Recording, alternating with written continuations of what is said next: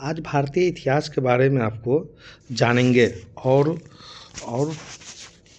इसमें जो है सो आज हम पाषाण काल के बारे में आपको जानेंगे और इसमें जितना भी क्वेश्चन है वो बीपीएससी TRE 4 और 71वीं बीपीएससी के लिए रामबाण है, इससे क्वेश्चन आएगा ही आएगा।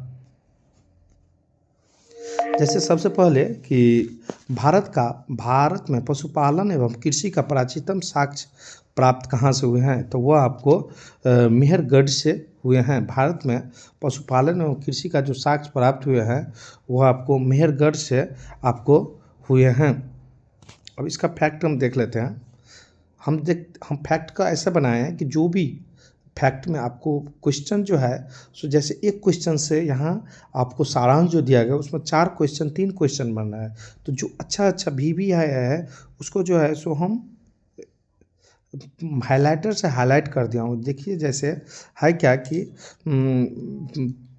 कृषि एवं प्राचीन का आपको यदि प्राचीनतम साक्ष्य माना जाए तो 7000 से 5500 ईसा पूर्व है, और मध्य चावल का यदि साक्ष्य पाया जाए तो 9000 ईस्वी से 7000 ईस्वी पूर्व माना जाता है, और गेहूं का माना जाए तो 7000 ईस्वी पूर्व माना जाता है। यदि धान की भूसी को माना जाए तो 6500 ईस्वी पूर्व माना जाता है। फिर है कि निम्न में से किसको कैथोलिक युग भी कहा जाता है, तो वह ताम्रपाषाण युग को जो है सो कैथोलिक युग कहा जाता है। सबसे पहले जो है सो जैसे कि तांबे के औजार, पत्थर से बने उपकरण आदि जो रहता है ये एक ताम्रपाषाणिक संस्कृति भी कहा जाता है। लेकिन यहाँ क्वेश्चन में आता है कि कैथोलिक किसे कहा जाता है, तो वह आपको कैथोलिक युग, तो वह ताम्रपाषाण युग को कहा जाता है। प्रथम मानव जीवाश्म भारत की किस नदी घाटी से प्राप्त होता है, तो प्रथम मानव जो है सो आपको नर्मदा घाटी से जो है सो आपको प्रथम मानव जीवाश्म जो है सो आपको नर्मदा घाटी से आपको प्राप्त होता है, और वो नर्मदा घाटी जो सो कहाँ है, तो वो आपको हथनोर में है। हथनोर, नर्मदा घाटी से आपको हथनोर नामक पूरा स्थल से प्राप्त होता है, जो कि जिसका वर्ष जो है सो आपको 1982 कही गई है। तो यहाँ 3 क्वेश्चन बन रहा है कि भारत का जो सो पहला मानव जीवाश्म कहाँ से मिला है, तो यह तो सर्वप्रथम साक्ष्य जो है सो नर्मदा घाटी से मिला है। और नर्मदा घाटी में कहाँ से मिला है बाबू, तो हथनोर से मिला है, और उसका खोज जो है सो 1982 में हुआ था। निम्नलिखित में से किस राज्य में भीमबेटका दल जो है सो आपको स्थित है, भीमबेटका दल, तो वह आपको मध्य प्रदेश में है। भीमबेटका स्थल कहाँ स्थित है, तो वो आपको मध्य प्रदेश में है। निम्नलिखित में से भीमबेटका स्थल जो है सो आपको कहाँ है, तो वो मध्य प्रदेश में है। निम्नलिखित में से किस राज्य में भीमबेटका जल स्थल स्थित है, तो वह मध्य प्रदेश में है। यह आपको CTPO 2009 में पूछा गया था।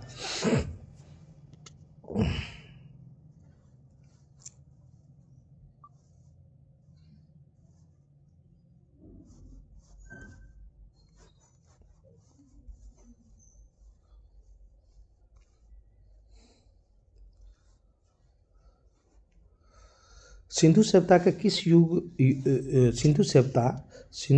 निम्नलिखित में से किस युग में पड़ता है, तो सिंधु सभ्यता जो है सो आपको आदि ऐतिहासिक युग काल में पड़ता है। यदि सिंधु सभ्यता की बात किया जाए तो सिंधु सभ्यता का हम बहुत ज़्यादा क्वेश्चन भी मैंने अपना चैनल में दे दिया हूँ और आप देख भी सकते हैं।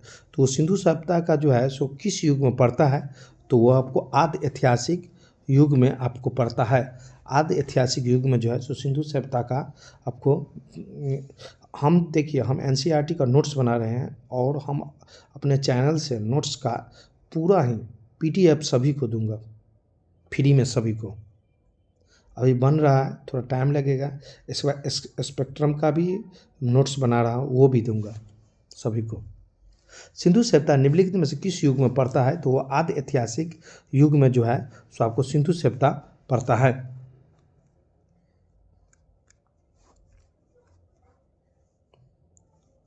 अब आदि ऐतिहासिक युग यहाँ हम कितना अच्छे से बना दिए। आप जैसे कि क्वेश्चन में आ जाएगा कि आदि ऐतिहासिक युग का काल कब माना जाता है, तो वो आपको 2300 BC से आपको 600 ईस्वी पूर्व जो है सो आपको 2300 BC से जो है 600 ईस्वी पूर्व कालखंड को हम आदि ऐतिहासिक कहते हैं। एक तो आदि ऐतिहासिक, यहाँ तो क्वेश्चन था कि आदि ऐतिहासिक काल जो है सो आपको किस युग में पड़ता है। सिंधु सभ्यता किस युग में पड़ता है, तो आदि ऐतिहासिक काल में पड़ता है। तो यदि आदि ऐतिहासिक काल किस का जो समय माना गया है, तो वह आपको माना गया है आपको 2300 से 600 BC को हम आदि ऐतिहासिक काल कहते हैं।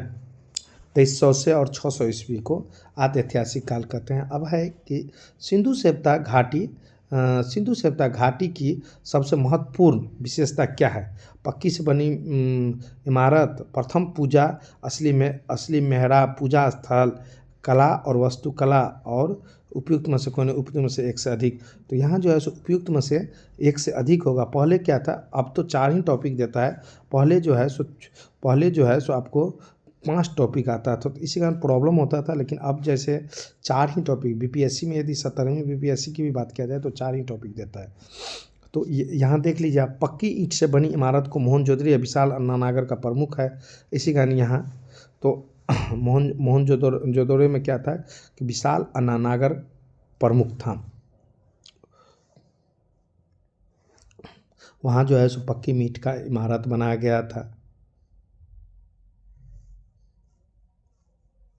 किस शहर को मिनी हड़प्पा के नाम से जाने जाते हैं, तो लोथल को जो है सो मिनी हड़प्पा के नाम से जाना जाता है। अब यदि निम्नलिखित में कौन सा एक हड़प्पा बंदरगाह है, तो वह लोथल है।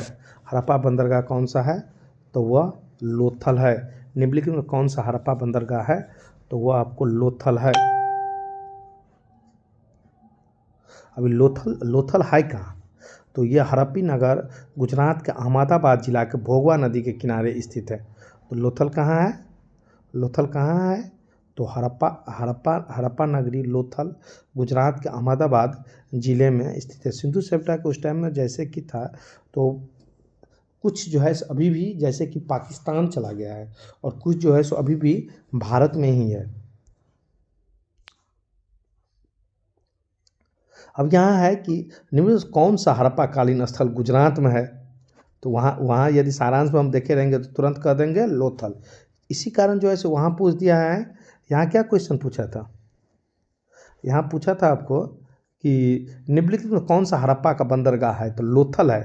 तो यदि हम सारांश यदि उस टाइम में पढ़े रहते तो 2011 है, और यहाँ देखिए ये कौन सा है, ये 2022। तो 2011 में जो है सो इसका सारांश पढ़ रहे थे। हड़प्पा नगर लोथल गुजरात के अहमदाबाद जिले के भोगवा नदी के किनारे स्थित है।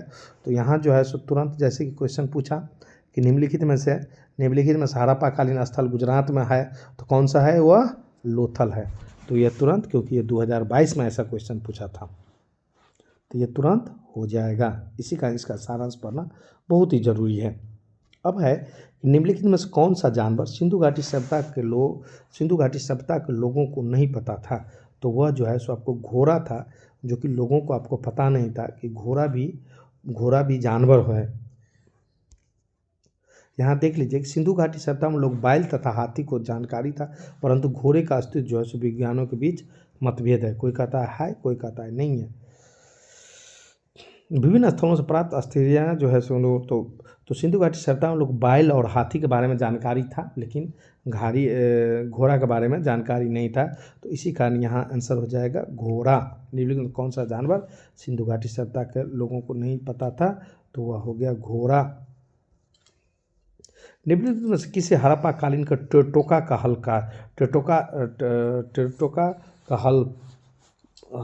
हल प्राप्त हुआ है, तो वह है आपको इनमें से कोई नहीं, या इससे अधिक, क्योंकि आपको माना जाए तो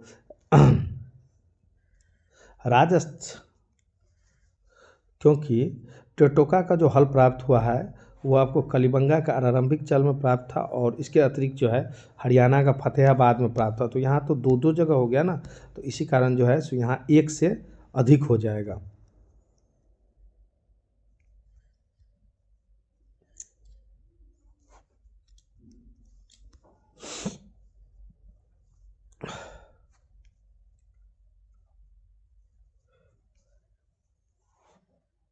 किस स्थान से हमें जुते हुए खेत का साक्ष्य मिला है? तो वो आपको कलिबंगन राजस्थान से मिला है। किस स्थान से जुते हुए खेत का प्राप्त हुआ है? तो वो आपको कालीबंगन से जो है सो आपको प्राप्त हुआ है। कालीबंगन से जो है सो जुते हुए खेत का जो है सो आपको साक्ष्य प्राप्त हुआ। ये क्वेश्चन बहुत ही पूछता है। इस बार बीपीएससी टीआरई 3 जुलाई 2024 में पूछा है। और आप देख ये जो है सो बीपीएससी आपको बीपीएससी प्रशासनिक वाला में भी ये क्वेश्चन पूछा हुआ था कि हड़प्पा स्थल से हमें जुटे हुए खेत का साक्ष्य कहाँ से मिला है? तो वो आपको कालीबंगन राजस्थान से मिला है। यहाँ के निम्नलिखित में से कौन जो है सो हड़प्पा और मोहनजोदड़ो के उत्खनन से संबंधित नहीं है? तो वह आपको यह कथन संबंधित नहीं थे। तो यह कथन उत्खनन से संबंधित नहीं था। वो V.A. स्मिथ जो है सो आपको बोले थे।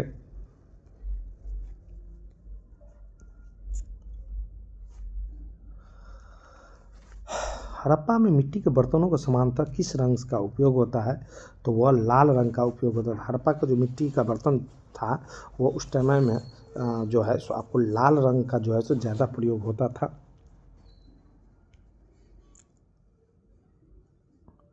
उस टाइम में चाक सब भी चलता था।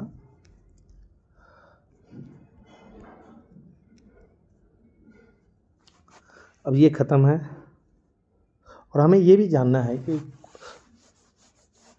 वो लगातार जो है सो कोई चैप्टर रहता है उसको विशेष जोर दिया रहता है और उससे बहुत ही क्वेश्चन उठाता है। तो इसका भी हमको ध्यान रखना है। वैदिक काल में हो गया कि प्रारंभिक वैदिक काल के दौरान कौन सा शहर प्राचीन मगध साम्राज्य की राजधानी के रूप में कार्य करता था? तो वह राजगिरी जो है सो आपको वैदिक काल में जो है सो आपको प्राचीन मगध साम्राज्य की राजधानी के रूप में आपको कार्य जो है सो आपको करता था। मगध का पहला शासक पहला राजवंश बृहदस्थ था और बृहदस्थ का उल्लेख ऋग्वेद से प्राप्त होता है। अब यहाँ क्वेश्चन बन गया कि मगध का पहला शासक कौन था? तो वह बृहदस्थ था। और बृहदस्थ का उल्लेख कौन चीज़ से मिलता है हमको? तो वह आपको ऋग्वेद से मिलता है।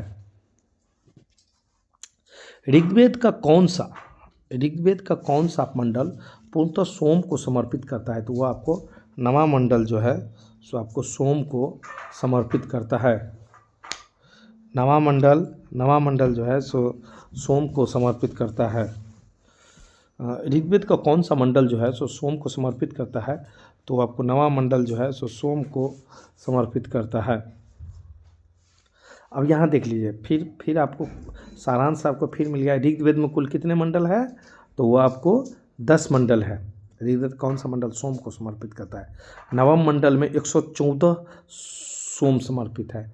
नवम मंडल में कितना समर्पित है? तो वो आपको 114 और सोमों का मुख्य पेय था। सोम आर्यों का मुख्य पेय था। इसका मजबूत चोटी से प्राप्त किया था। ऋग्वेद का 10वें मंडल में चारों वर्णों का अनुपित किया है।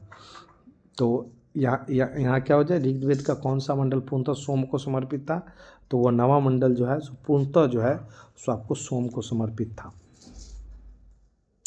ऋग्वेद का नवा मंडल पूर्णतः किसको समर्पित था? तो वह जो है सो सोम इसे पेय का नामकृत देवता मानता था। सोम और इसे पेय नामक एक नामकृत देवता मानता था। ऋग्वेद संहिता में नवा मंडल पूर्णतः किसको समर्पित था? तो सोम और इस पेय का नामकृत देवता था। गायत्री मंत्र किस पुस्तक में मिलता है? तो वह ऋग्वेद में मिलता है। गायत्री मंत्र किस पुस्तक में मिलता है? तो वह आपको ऋग्वेद में मिलता है। गायत्री मंत्र की यदि बारे में किया जाए गायत्री मंत्र किस पुस्तक से मिलता है? तो वह आपको ऋग्वेद से मिलता है। इसकी रचनाकार कौन था? तो इसकी रचनाकार जो है विश्वामित्र था। इसका रचनाकार कौन था? तो विश्वामित्र था।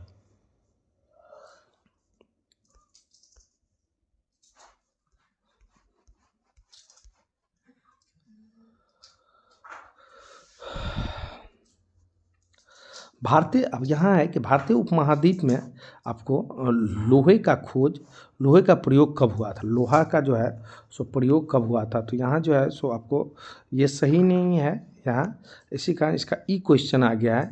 लेकिन लोहा का खोज यदि माना जाए तो 1600 से आपको 1600 से 1200 ईस्वी के लगभग जो है सो आपको लोहा की खोज हुआ था। यहाँ निश्चय में दिया गया है, क्योंकि अब तो पाँच पाँच का क्वेश्चन नहीं रहता है, 4 ही कुछ टॉपिक रहता है। हाँ, 4 टॉपिक रहता है। तो इसमें जो है सो लोहे की प्राप्ति का यदि तिथि माना जाए तो 1600 से 1200 है। अब ये कहाँ से मिला है? तो भारत के राजस्थान के दोआब क्षेत्र से जो है सो आपको मिला है। लोहे की यदि तिथि कहा जाए तो आपको 1600 से 1200 ईस्वी जो है सो आपको माना जाता है। और ये मिला कहाँ है? तो वह राजस्थान के आपको राजस्थान के दोआब क्षेत्र से जो है सो आपको मिला है। दोआब क्षेत्र से जो है सो सर्वप्रथम जो है सो आपको प्राप्ति हुई है।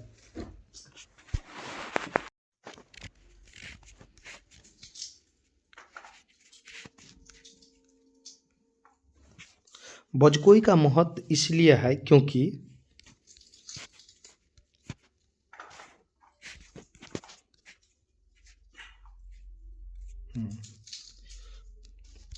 उस टाइम में आपको यदि अर्थवेद में लोहा का उल्लेख जो है सो श्याम अयस्क के रूप में आपको किया जाता है। लोहा का जो है सो आपको उल्लेख यदि कहा जाए तो वह श्याम अयस्क के रूप में कहा जाता है। और है कि उस टाइम में जो है सो आपको उत्तर प्रदेश से आपको गेहूं तथा जौ चावल का प्राचीनतम अवशेष मिला था। अब है बजकोई महत्व इसलिए है क्योंकि वहाँ जो अभिलेख प्राप्त हुए वो वैदिक देवी एवं देवताओं का वर्णन है। अब है कि बजकोई अभिलेख, बजकोई जो है सो आपको क्यों महत्व है बजकोई अभिलेख? तो वहाँ बजकोई क्यों महत्व है? तो वहाँ जो अभिलेख प्राप्त हुए हैं वो वैदिक देवी एवं देवताओं का वर्णन मिलता है। इसी कारण जो है सो बजकोई जो है सो आपको महत्व है। अब है कि प्रसिद्ध 10 राजाओं का युद्ध किस नदी के तट पर लड़ा था? तो वो आपको परसुनी नदी के तट पर जो है सो आपको लड़ा गया था। प्रसिद्ध 10 राजाओं का युद्ध किस नदी के लड़ा गया था? तो परसुनी नदी के तट पर लड़ा गया था, जिसमें कि भरथों के राजा सुदास की विजय हुई थी। परसुनी दसरा युद्ध कहाँ लड़ा गया था? तो परसुनी नदी पर लड़ा गया था।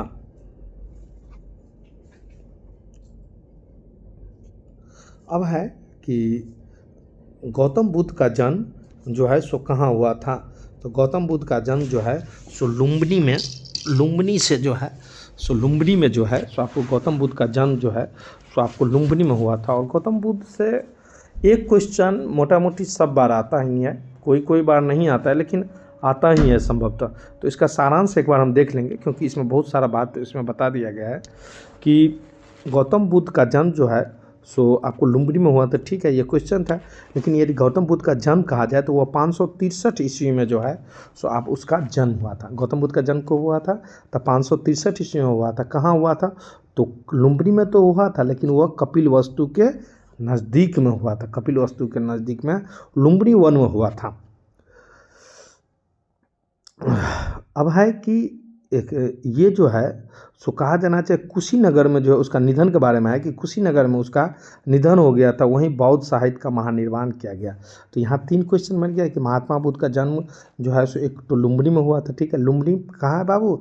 तो कपिलवस्तु में है। और उसका जन्म जो है सो आपको 563 ईस्वी में हुआ था। और उसका मृत्यु की बात किया जाए तो वह कुशीनगर में हुआ था। जन्म कहाँ हुआ था? तो वह जो है सो आपको 563 ईस्वी में हुआ था। और कपिलवस्तु को लुम्बिनी नदी के, और उसका निधन जो है सो आपको कुशीनगर में आपको हुआ था। महात्मा बुद्ध ने अपना धर्म चक्र परिवर्तन किस स्थान पर दिया था? तो वह आपको सारनाथ में दिया था। कहाँ दिया था धर्म चक्र परिवर्तन? तो वह आपको सारनाथ में दिया था। महात्मा बुद्ध ने अपना पहला धर्म चक्र परिवर्तन किस स्थान पर दिया था? तो वह सारनाथ में आपको दिया था। गौतम बुद्ध आपको प्रथम उपदेश कहाँ दिया था? तो वह वही क्वेश्चन फिर से दोहराया है। ये देखिए, ये आपको 2005 में पूछा है,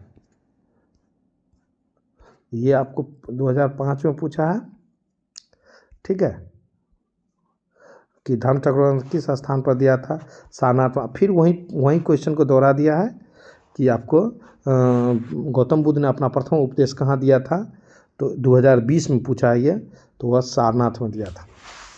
इसी का दोहराने का, अब तो जानिए कि गौतम बुद्ध ने अपना प्रथम उपदेश कहाँ दिया था, तो सारनाथ में दिया था। बोध गया में किसे ज्ञान की प्राप्ति हुई थी, तो वो आपको गौतम बुद्ध को हुई थी। बोध गया में किसे ज्ञान की प्राप्ति हुई थी, तो वो आपको गौतम बुद्ध को हुई थी। बोध गया में किसे ज्ञान की प्राप्ति हुई थी, तो बोध गया में आपको गौतम बुद्ध को हुई थी। अजातशत्रु के शासनकाल में प्रथम बौद्ध संगीति का आयोजन किस नगर में हुआ था, तो वह आपको राजगिरी में जो है सो आपको हुआ था। प्रथम बौद्ध संगीति जो हुआ था वह आपको राजगीर में, आपको अजातशत्रु के शासनकाल में जो हुआ था वो आपको प्रथम जो है सो आपको राजगीर में हुआ था। अब है कि राजगिरी तो राजगिरी के सप्तरनी गुफा में जो है सो प्रथम बौद्ध संगीति का जो है सो आपको आयोजन जो है सो हुआ। इस समय मगध के शासक कौन थे, तो वो अजातशत्रु थे। और इसकी यदि अध्यक्षता की बात किया जाए तो उस समय में जो है सो आपको महाकश्यप जो है सो आपको अध्यक्षता किया था। प्रथम बौद्ध संगीति का यहाँ क्वेश्चन देखिए, थोड़ा ढंग से समझ लीजिए कि प्रथम बौद्ध संगीति कहाँ हुआ था, तो वह आपको राजगिरी में हुआ था। और किसके शासनकाल में हुआ था, तो अजातशत्रु के शासनकाल में हुआ था। और उसके संगीत का जो अध्यक्षता था वो कौन था, तो वह महाकश्यप था, ठीक है। इसमें जो है सो आपको ये जो हुआ था आपको प्रथम बार जो है सो आपको बौद्ध संगति हुआ था। इसमें क्या हुआ, तो आपको सूत और विनय नामक दो पटकियों में वो विभाजित हो गया। आनंद जो है सो आपको आनंद तथा उपालि क्रम से धर्म और विनय को प्रमाण माने गए। तो आपको इसमें 3 क्वेश्चन मिला कि कहाँ हुआ था, तो राजगिरी में हुआ था। और उस समय में जो है सो आपको कौन शासक थे, तो अजातशत्रु था। प्रथम बौद्ध संगीति की बात करते हैं, उसकी अध्यक्षता कौन किया था, महाकश्यप किया था। और उसका जो है निष्कर्ष क्या निकला, तो वहाँ जो है सूत और विनय नामक 2 पटकों में जो है विभाजित कर दिया गया। प्रथम बौद्ध संगीति का अध्यक्षता किसने किया था, तो वह आपको महाकश्यप ने किया था। फिर आपको सारांश पढ़े रहते थे, ये तुरंत हो जाएगा। देखिए ये कहाँ पूछा है, ये 2005 में पूछा है, ठीक है। और इसी का सारांश क्या, ये कब पूछा है, तो ये 2022 में पूछा है। तो इसी कारण हमको कोई क्वेश्चन छोड़ना नहीं है। प्रथम बौद्ध संगीति का अध्यक्षता कौन था, तो वह थे आपको महाकश्यप। प्रथम बौद्ध संगीति का अध्यक्षता कौन थे, महाकश्यप थे। अब देखिए फिर पूछ दिया है कि प्रथम बौद्ध महासभा कहाँ आयोजित किया गया था, तो वह आपको राजगिरी में आपको किया गया था। देखिए 2022 में पूछा और फिर जो डी एग्ज़ाम हुआ तो फिर पूछ दिया कि प्रथम बौद्ध सभा का जो है सो आयोजित हुई थी, तो वह आपको राजगीर में आपको हुई थी। अब है कि भगवान बुद्ध का महानिर्वाण के बाद पहली बौद्ध संगीति कहाँ हुई थी, तो आपको राजगीर में हुई थी। महानिर्वाण मतलब उसकी मृत्यु के बाद आपको कहाँ हुई थी, तो वह आपको राजगीर में, आपको राजगीर को उस टाइम में राजगिरी बोला जाता था। तो भगवान बुद्ध का महानिर्वाण के बाद पहली बौद्ध संगीति हुई थी, तो वो आपको राजगिरी में हुई थी। कनिष्क के शासनकाल में बौद्ध सभा किस नगर में आयोजित किया गया था, तो कनिष्क के शासनकाल में जो है सो आपको, तो वह कश्मीर में जो है सो आपको कश्मीर में जो है प्रथम कहाँ किया गया था, तो वो आपको राजगिरी में आपको किया गया था, ठीक है। और उसका जो है सो किसके शासनकाल में हुआ था, तो अजातशत्रु के शासनकाल में हुआ था। कौन अध्यक्षता किया था, तो वो महाकश्यप ने किया था। दूसरा जो है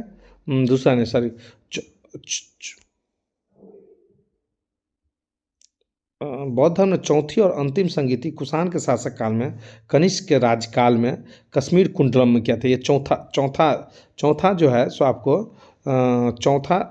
चौथा जो है सो कनिष्क बौद्ध सभा में कृष्ण कनिष्क जो है सो चौथा सभा किया था, और ये जो है सो आपको कश्मीर में किया था, कश्मीर में किया था। और उस समय में जो है सो कुषाण के शासक में उसका जो अध्यक्षता किया था वो वसुमित्र ने किया था। और अशोक जो है सो इसकी कश्मीर में चौथा कनिष्क के शासनकाल में आपको कश्मीर में जो है सो बौद्ध संगति का आयोजन हुआ था, और उसकी अध्यक्षता जो है सो आपको वसुमित्र जो है सो आपको किए थे।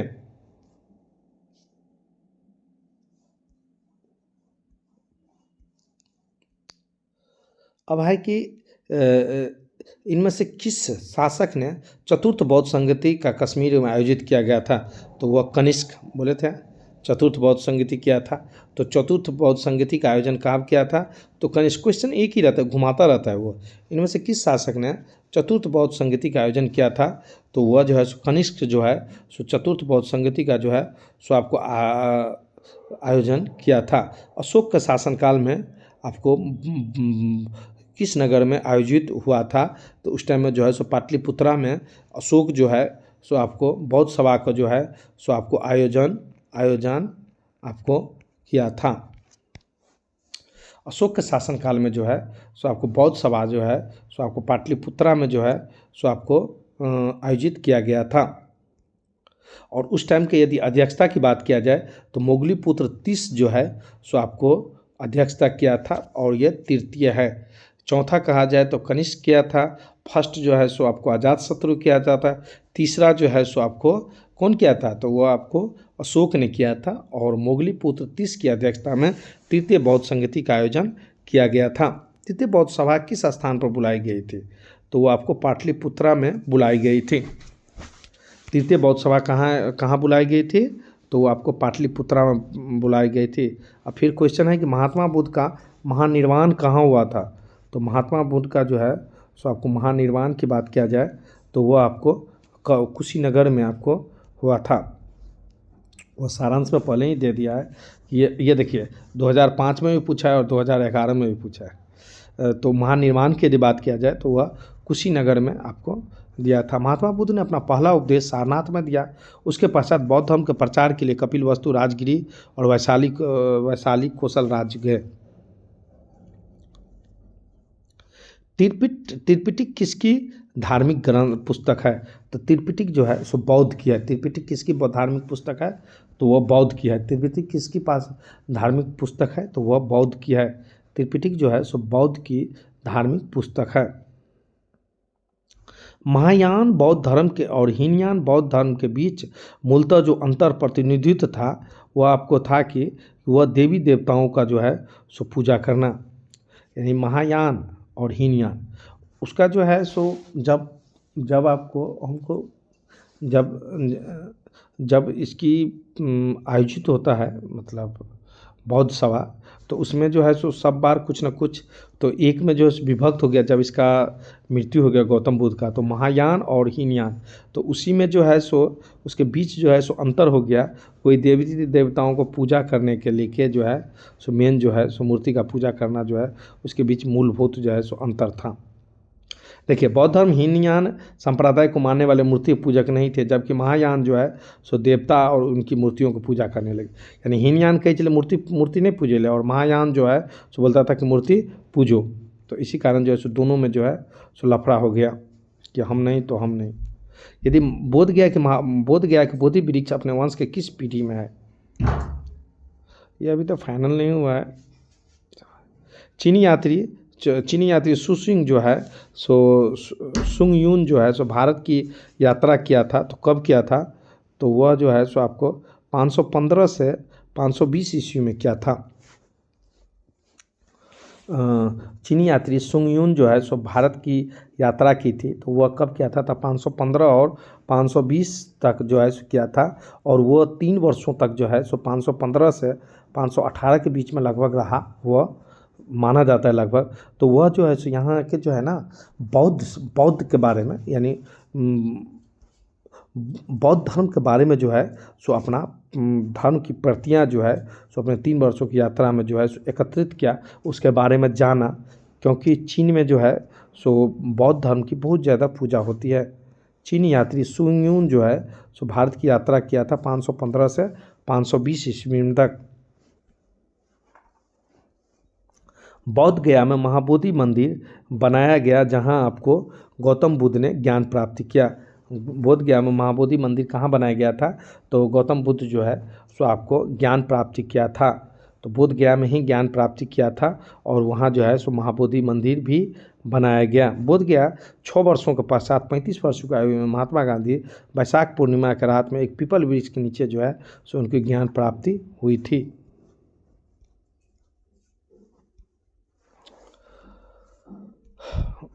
घुमा फिरा के क्वेश्चन आता है, बस बात वही रहता है, थोड़ा घुमाता फिराता रहता है। गौतम बुद्ध ये एक देवता का स्थान किस राजा के युग में प्राप्त है? तो कनिष्क के युग में जो है, कनिष्क जिस टाइम में थे तो वह जो है सो गौतम बुद्ध को एक देवता मानते थे, एक जो है सो आपको देवता मानते थे।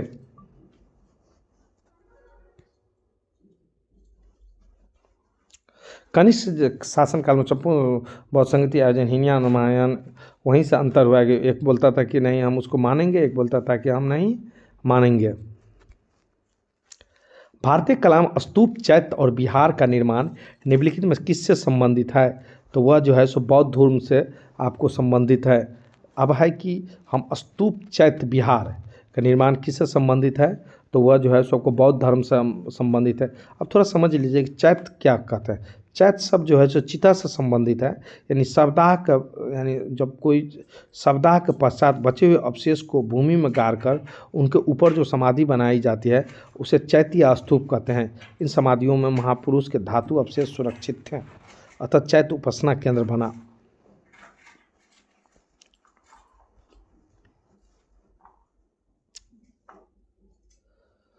निम्नलिखित में कौन सा बात जो है सो बौद्ध धर्म तथा जैन धर्म में समान नहीं था? तो वह आत्मदहन का जो बात था वह दोनों में आपको बौद्ध धर्म और जैन धर्म में जो है सो आपको समान नहीं था। नालंदा विश्वविद्यालय जो है सो महान केंद्र क्यों बना? नालंदा विश्वविद्यालय जो है सो बौद्ध धर्म का बहुत बड़ा उस समय में जो है सो आपको बौद्ध धर्म जो है सो बौद्ध धर्म का बहुत बड़ा वहाँ शिक्षा केंद्र था, तो इसी कारण जो है सो नालंदा विश्वविद्यालय जो है सो बौद्ध धर्म के लिए जो है सो उस समय में महान बना था। सर्वप्रथम यदि कहा जाए तो सर्वप्रथम कुमार गुप्त जो है सो नालंदा विश्वविद्यालय को दान में दिया था। गुप्तों के समय में नालंदा विश्वविद्यालय का अस्तित्व में आया और बौद्ध धर्म दर्शन के लिए जो है सो विश्व प्रसिद्ध रहा नालंदा विश्वविद्यालय। और सर्वप्रथम माना जाए तो कुमार गुप्त जो है सर्वप्रथम जो है सो दान में दिए थे, और इसके बाद तो फिर बढ़ता ही चला गया। बुद्ध गुप्त दिया, तथागत गुप्त दिया, बाली दत्त दिया, सब ज्ञान दिया, लेकिन सबसे पहले यदि दान की बात किया जाए तो वह कुमार गुप्त दिए थे। और यह जो है सो नालंदा विश्वविद्यालय के लिए, नालंदा विश्वविद्यालय बौद्ध धर्म के लिए जो है सो आपको प्रसिद्ध माना जाता है। विश्व का सबसे ऊंचा कहा जाने वाला आपको विश्व शांति स्तूप कहाँ मिला है?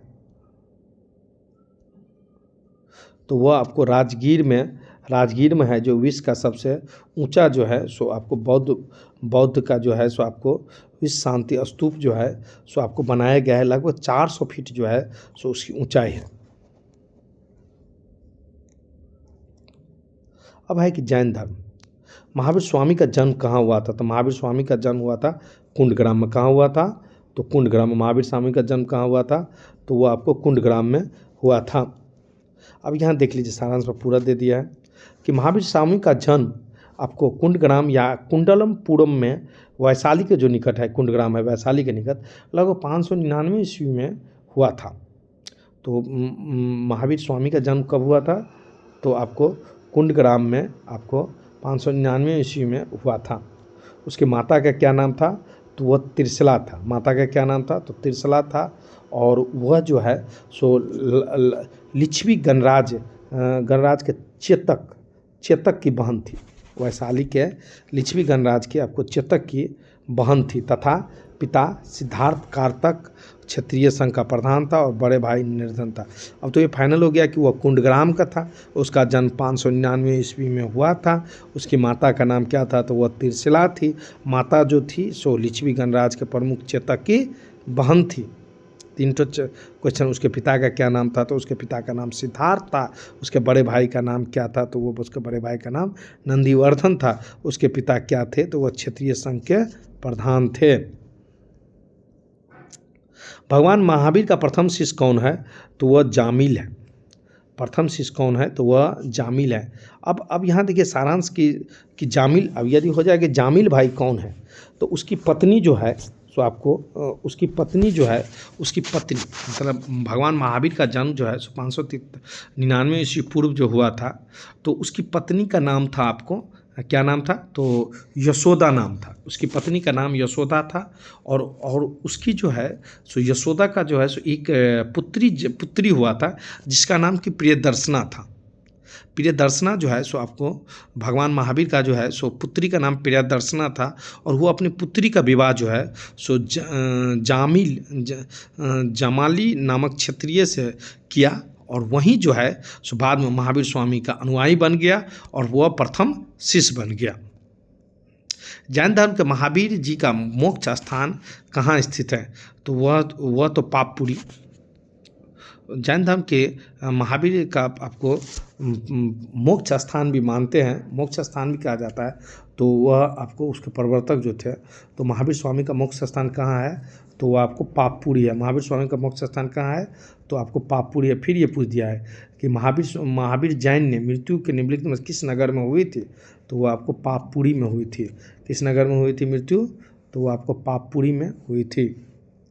बराबर की गुफाओं का उपयोग किसके आश्रय गृह के रूप में किया गया है, तो वह आजीविकों का आश्रय गृह के रूप में आपको किया गया है। बराबर की गुफाओं का उपयोग किसके आश्रय गृह के रूप में किया गया है, तो वह आपको आजीविकों ने आपको किया है। बराबर की गुफाओं का उपयोग जो है किसके आश्रय गृह के रूप में किया है, तो वह आपको आजीविकों के। निम्नलिखित में से कौन पूर्वाकालिक जैन ग्रंथ कहलाता है, तो वह आपको 14 पूर्व जो है सो पूर्वाकालिक जैन ग्रंथ जो है सो आपको कहलाता है।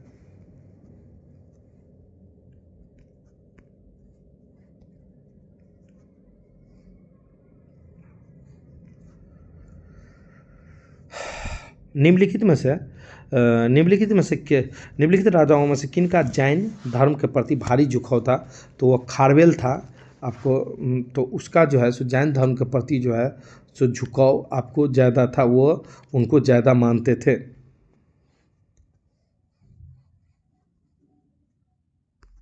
उस टाइम में वो कलिंग के जो शासक थे खारवेल। वह स्थान जहाँ महावीर ने पूर्ण आध्यात्मिक ज्ञान प्राप्ति किया था, तो वह जिरम्भक ग्राम में जो है सो आध्यात्मिक ज्ञान जो है सो प्राप्ति किया था। 12 वर्ष के कठोर तपस्या के बाद जो है सो वह आपको तिरजुपालिका नदी के तट पर जो है सो आपको मेन माना जाए, तिरजुपालिका नदी के तट पर जो है सो आपको यह ज्ञान प्राप्त किया था। भागवत संप्रदाय के विकास में किसकी अत्यधिक योगदान थी, भागवत संप्रदाय का विकास किसकी देन अत्यधिक माना जाता है, तो गुप्त की देन जो है सो भागवत संप्रदाय का जो है सो विकास में गुप्त का जो है सो सबसे ज़्यादा अत्यधिक देन माना जाता है, गुप्त का। नरमपंथियों, सिद्धों और योगियों ने भक्ति धर्म को किस क्षेत्र में लोकप्रिय बनाया, तो उत्तर भारत में जो है सो आपको जो है सो सबसे ज़्यादा लोकप्रिय बनाए थे।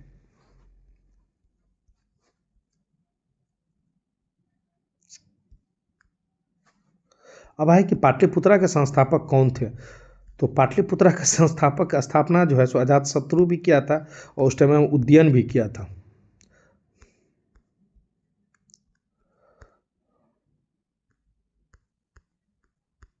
किस शासक ने पाटलिपुत्रा को हस्तांतरित किया था, तो उस समय में जो है सो आपको उदयन जो था सो आपको पाटलिपुत्रा का जो है सो हस्तांतरण कर दिया था। पाटलिपुत्रा को आपको किस शासक ने अपनी राजधानी पाटलिपुत्रा में हस्तांतरित कर दिया, तो वह उदयन जो है सो आपको किया था। निम्नलिखित किस राजा ने पाटलिपुत्रा को बसाया था, तो वो अजातशत्रु जो है सो सबसे पहले अजातशत्रु जो है सो सबसे पहले आपको पाटलिपुत्रा को आपको बसाया था। किस शासक के द्वारा सर्वप्रथम राजधानी के रूप में चयन किया गया? तो उज्जैन जो था सबसे पहले आपको पाटलिपुत्रा को अपने राजधानी के रूप में चयन किया था। प्राचीन काल में गंगा का क्षेत्र को क्या कहा जाता है? तो प्राचीन काल में गंगा का क्षेत्र को यदि गंगा का क्षेत्र को मगध के नाम से जाना जाता था और तक्षशिला सिंधु और झेलम नदी के बीच स्थित था। चोल गोदावरी नदी अनंत, तो आपको उस टाइम में जो मगध के नाम से जो है सो जाना जाता था। प्रथम मगध साम्राज्य का उत्कर्ष किस शताब्दी में हुआ था? तो ईसा पूर्व 6ठी शताब्दी में जो है सो प्रथम मगध साम्राज्य का जो है सो आपको उत्कृष्ट हुआ था। प्रथम मगध साम्राज्य का उत्कृष्ट कब हुआ था? तो ईसा पूर्व 6ठी शताब्दी में जो है प्रथम मगध साम्राज्य का जो है सो आपको उत्कृष्ट हुआ था। निम्नलिखित में से किस महान शासक ने प्राचीन बिहार में हर्यक वंश की स्थापना किया था? ये इस बार क्वेश्चन पूछा था, देख ले 17वीं बीपीएससी में ये क्वेश्चन पूछा था। बिम्बसार ने आपको किया था। निम्नलिखित में किस महान शासक ने प्राचीन बिहार में हर्यक वंश की स्थापना किया था? तो आपको बिम्बसार ने पूछा था 17वीं बीपीएससी प्री 2024। वैसे तो आपको वास्तविक संसार राजा बिम्बसार था, जो कि 544 से आपको 492 तक आपको राज किया था। मगध की राजधानी आपको राजगीर का प्राकृतिक नाम क्या था? तो वह आपको राजगीर का प्राकृतिक नाम क्या था? तो वो आपको राजगिरी था। मगध की राजधानी राजगीर, प्राकृतिक नाम राजगिरी था। प्राचीन काल में महाजनों के बीच लगातार संघर्ष होते रहते थे, इसी कारण पहला राजवंश इसका जो है सो राजगिरी का आपको पहला हर्यक वंश था और इस वंश की स्थापना बिम्बसार ने आपको किया था। ईसा पूर्व 6ठी सदी में प्रथम गणतांत्रिक व्यवस्था जो हुई थी वह वैशाली में आपको हुआ था। ईसा पूर्व 6ठी शताब्दी में विश्व में प्रथम गणतांत्रिक व्यवस्था हुई थी वैशाली में, जो कि अभी बिहार में है। वो उस टाइम में भी गणतांत्रिक व्यवस्था था, जो कि वहाँ का मौवज्जी तथा मल नामक 2 राज्यों में गणतांत्रिक शासन व्यवस्था प्रचलित थी। मगध की प्रारंभिक राजधानी कौन सी थी? तो मगध की प्रारंभिक राजधानी राजगिरी गिरिब्रिज था। मगध का प्रारंभिक राजधानी कौन सी थी? तो राजगिरी गिरिब्रिज था। अब देखिए यहाँ पूरा दे दिया है कि मगध का शासन करने वाला पहला राजवंश बृहदस्थ वंश था। मगध पर प्रथम शासन करने वाला पहला राजवंश कौन था? बृहदस्थ वंश था। इस वंश में पहले राजा बृहदस्थ के पुत्र जरासंध था। इस वंश के पहले उसका जो है सो पुत्र जरासंध था, जिसने राजगिरी को अपना राजधानी बनाया। मगध का प्रथम प्रतापी राजा बिम्बसार था, जिसका मृत्यु 492 ईस्वी में हो गया।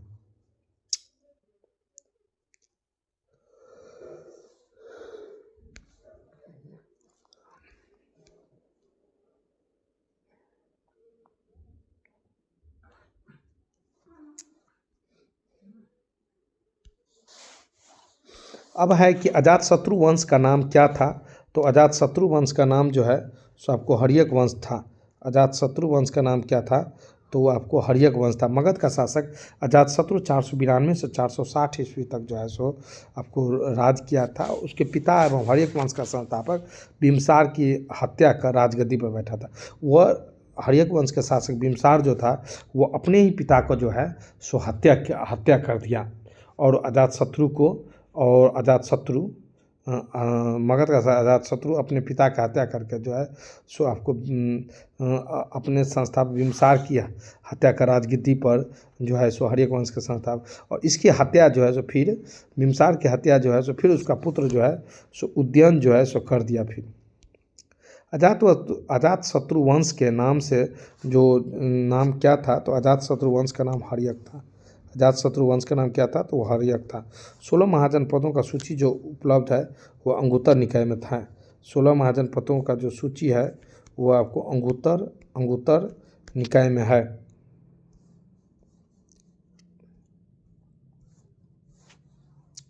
चलिए बस हो गया, और आगे का इति जो है फिर आगे चैप्टर में।